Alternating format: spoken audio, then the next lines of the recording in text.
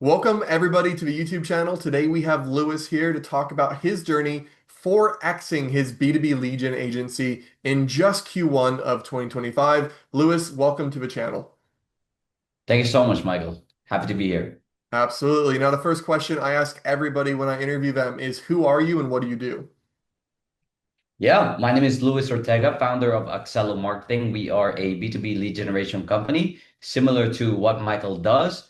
Michael is my mentor, proudly to say that. He's been helping me along this side on growing my agency, helping me get more clients, retain them, and build my systems on the back end.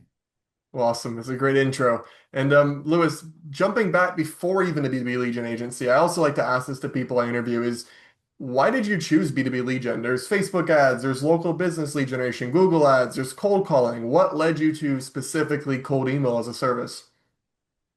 Yeah, so happy to talk about my journey previously. So I didn't primarily start with cold email. My background was a media buyer. I was a Facebook ads media buyer before, since 2021.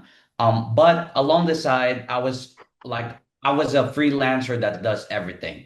Primarily it was Facebook ads, and there was this one client that stuck around with me for over 3 years that was doing cold email. So when I had to choose from in 2024 when starting my own agency, I had to niche down and focus on what has been working really well for me.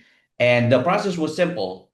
Review all of the clients that I had because I had tons of experience with handling clients, fulfillment and delivery, but I never really had like that one specific skill. So when I review it, I thought to myself that, hey, this client specifically has been with me for over 3 years now and has been doing great in terms of results, has been getting the ROI, and then it just makes sense to scale because it has higher LTV and then just a much more stable in terms of growth. Because what if I can find more of these clients that can stay with me for 3 years, right? So that was the main point of it. And then I just decided to niche down and remove all of my media buying clients. I was working for like a coach before. I was running ads with them, but I decided to pursue cold email, and since then it's just been growing. Yeah. I love to hear that because one theme that's been consistent for almost every agency owner I talk to is like what you start in is not what you eventually do. Like so many people are obsessed about like I need to choose the perfect thing. I need to do that. It's like in reality, if you start with cold email, you may not be doing cold email in 2 years. If you start with ads, you may not be doing ads. It's very rare actually I meet somebody that's doing what they started with. I mean, like myself, I was doing like drop shipping before I was doing agency stuff, and my first agency was like influencer marketing back in like 2025.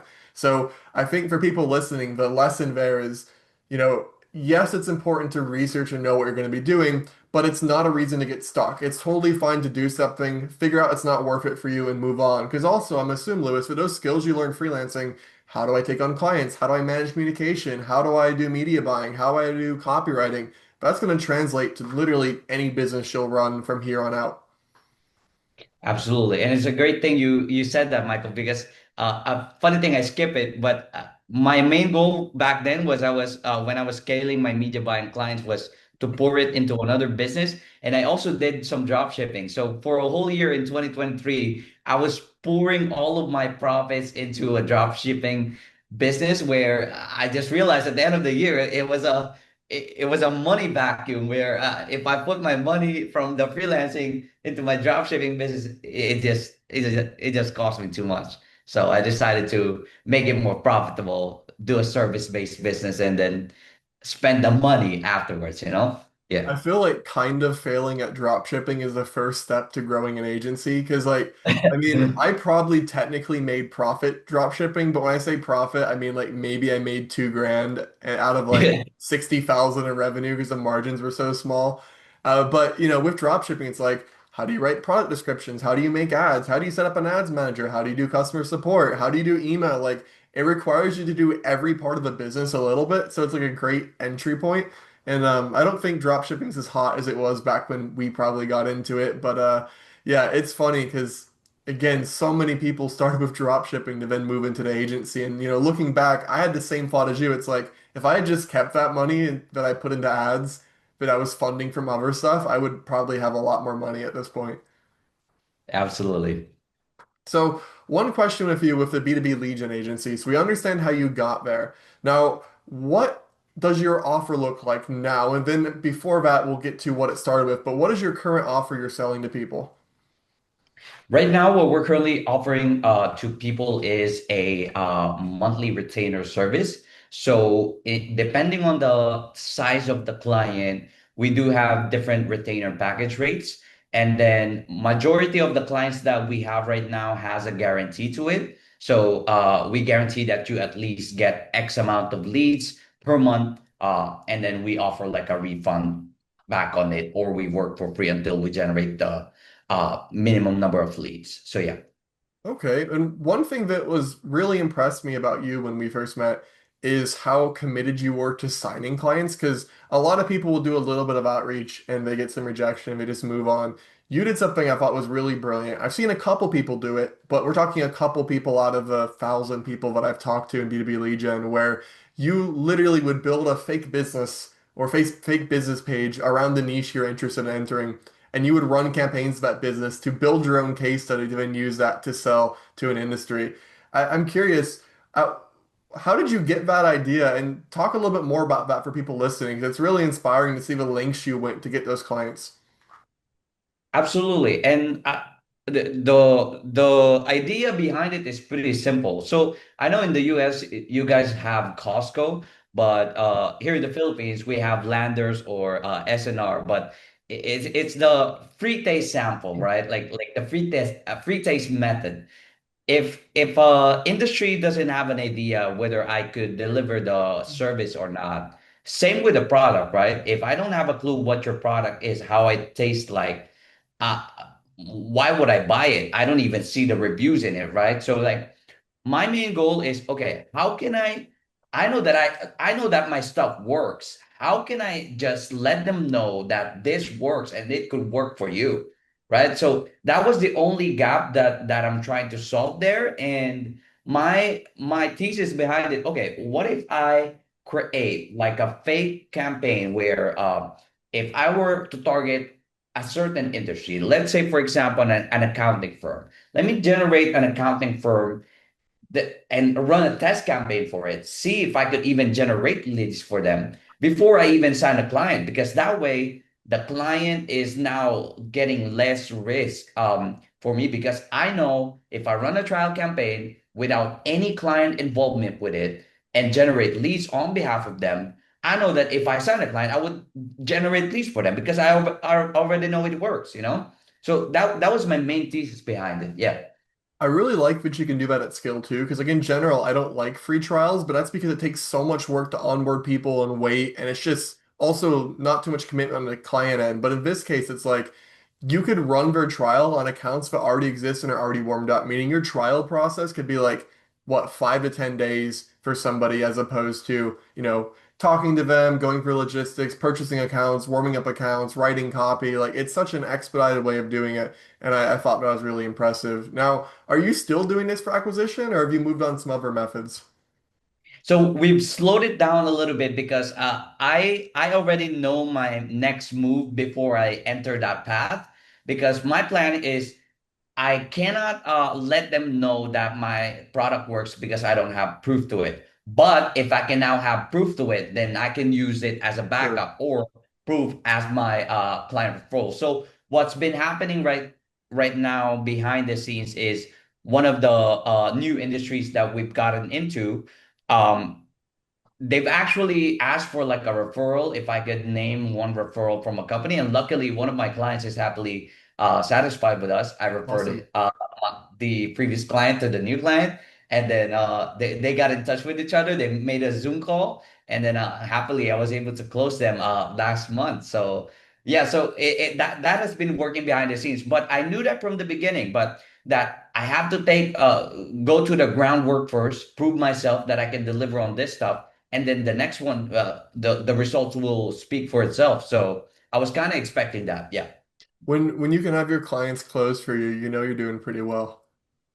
Absolutely, that's true. And one thing I'll add on there is a lot of people get obsessed with like how do I get more clients, how to get more clients, and like obviously that's a big thing. That's what I sell is my business, right? Clients. However, real money is made in retention, right? If you can close a 3 month, 3K a month retainer, retain it for 1 month, cool. But you think about a year retention of that, like I would bet that 80% of our income has been after month one, right? That month one income is just a tiny percentage. So the fact that you're getting your clients good results to the point where they're literally willing to sell to you is a testament to that. And that's going to make for you scaling so much easier. Now, talking about like cold email as a service, because obviously you're doing good here. One question I want to ask you is now obviously you have tons of data on cold email. You know, you've been doing it for 8 people. They're getting good results. What is one thing looking back to when you just had one client when you were freelance that surprises you about cold email at scale, or one thing that you didn't expect to uncover? Oh yeah. That cold email at scale solely relies on how good your systems can be built. So that's one thing I got really overwhelmed with because okay, cool, you know how to do cold email, you got one client, that's very cool.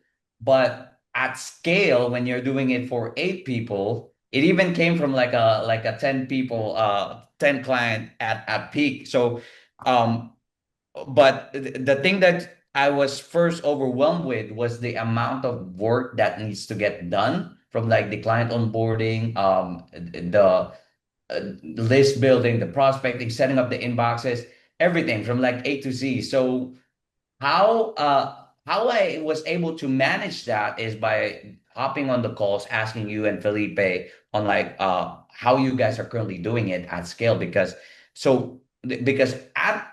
at one client you're able to do this completely smooth, right? Because it's just one step at a time. But at 8 clients you kind of get overwhelmed. So I have to lay out each exact step from A to Z, trying to find out what can be automated in each step and if there are alternatives or easier way that I can delegate each one of the step, right? Because now I have to monitor the email deliverability, how to scrape. I've created systems for campaign launching. So that cold email at scale is really all about systems and how to do it. And now with the systems we built due to that overwhelming 8 clients when we signed them on, I think we're ready to scale up to 15 to 20 clients in the by the end of the year. So I'm pretty satisfied and completely proud to what we've achieved so far. Yeah. That's awesome, man. And I do completely agree with you. And also one thing is like, you have one client, let's say, and you focus on acquisition, and then you get 5 clients. And then it's the problem of like now I don't have time for acquisition to grow anymore because I'm just in fulfillment. And it's like, how do I keep acquisition on without fulfillment dropping? And the answer is normally automations, systems, and people. I would say even less people than it was 5 years ago because AI is getting so good. I mean, even our agency, we've downscaled our team, but um, it's it is a lot to manage both. So that's a really good point. Now, I think kind of a last question I have on your agency here is if you'd mind sharing, what have been either your favorite industries or like categorization of industry? Categorization of industry meaning like marketing broadly. But do you have any few industries you're really interested in working with? Yeah, so what's been working really well for us, I'm gonna keep the our main bread and butter, but if you do enough research, you'll figure it out. But the most recent one would be IT industry in general, because the common misconception there is that they're hard to get results for. But I would say if you it's still going to depend on the company's offer and how big their target addressable market is. So if you can crack that out, I think IT is a really good industry. And so far, like the most recent clients that we've signed with are less headache. Like they're paying thrice as much as the like our lowest paying client, and they're not giving us any headache. They're getting results, good That's to awesome. work. like the dream client every agency owner would ask for, you know?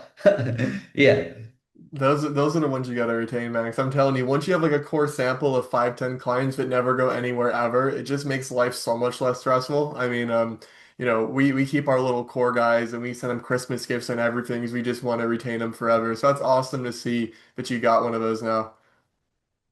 absolutely. Yeah. Well, the next question is more on a personal level. So you started freelance and you got some results there. You tried different businesses. Now the cold email agency is taken off and you're making some substantial revenue. What is the long-term plan? Is it that you want to scale this agency to 100 clients? Do you want to make it to a lifestyle business where the goal is to sit by the beach and drink out of coconuts? Do you want to sell it? What is the kind of personal goal behind this agency?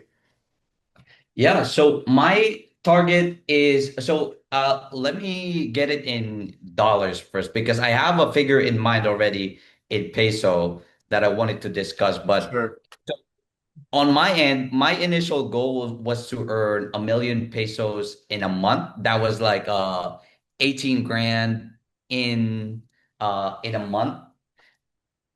So far we I've already hit that month, just so you know, but it's not like the MRR yet. It was sure. just cash collected. So I'm about to go there. I'll update you soon.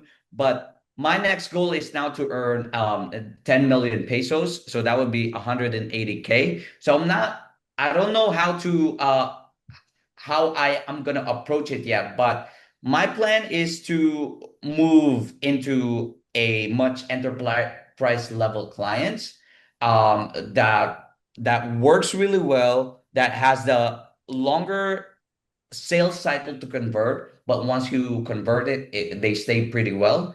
And how I'm gonna be doing that is to either by focusing on specializing in selected industries that I can really deliver results for, and then moving up market that way, or go deep and narrow, where I will focus on one specific niche and then target multiple sub niches into it, you know? Yeah.